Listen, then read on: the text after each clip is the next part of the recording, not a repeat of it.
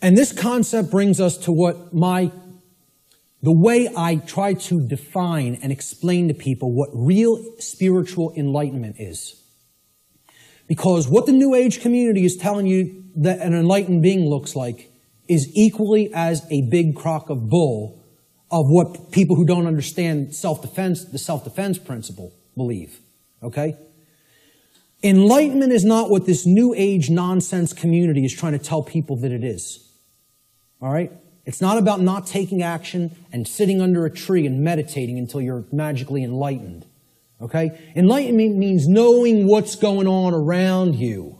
Enlightenment means knowing what's going on within you. Enlightenment means truly knowing the true objective difference between right and wrong and living that in your life on a daily basis. Enlightenment means not aggressing upon your fellow human beings, but not agreeing voluntarily to be aggressed upon by them either.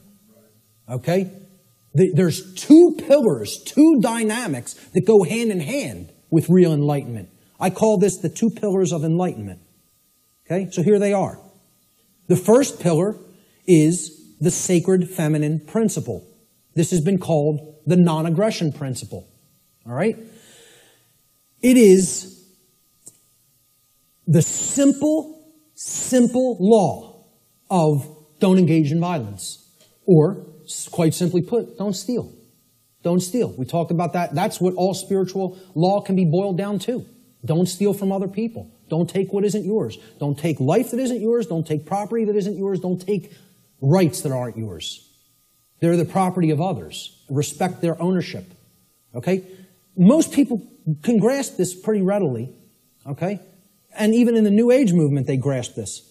In other words, don't immorally initiate non-rightful use of physical power to coerce, constrain, or compel the rightful physical behavior or free will choice of another sentient being.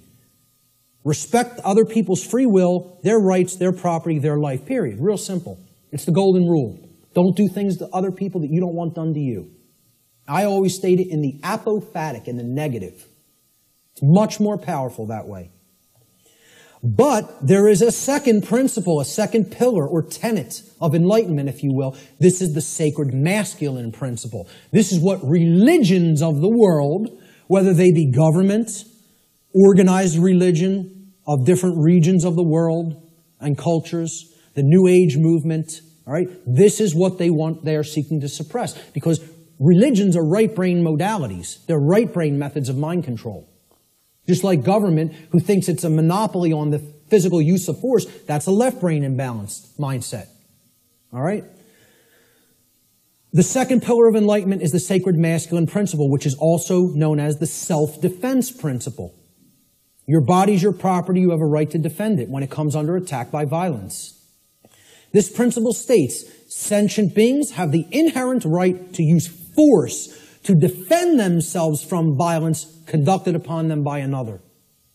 This is the part many people don't get. You know, that's why we're not rebelling against our slave keepers, our slave masters who are masters of other people in their own sick, distorted, psychopathic minds and are nothing but thugs and criminals that people magically believe have the moral authority to continue to do what they're doing just because they euphemize slavery and call it government now. That's the sacred masculine principle. There is no such thing as an enlightened being that doesn't fully grasp both of these principles. Anywhere. Never has been. There's no such thing as half measures. You got to get them fully, both, or you're not there. And that's the problem. We're not all the way there. If people were already there, they wouldn't be tolerating what we're putting up with. More aggression against people's rights is being conducted in this country than when the founders of this nation actually separated from England.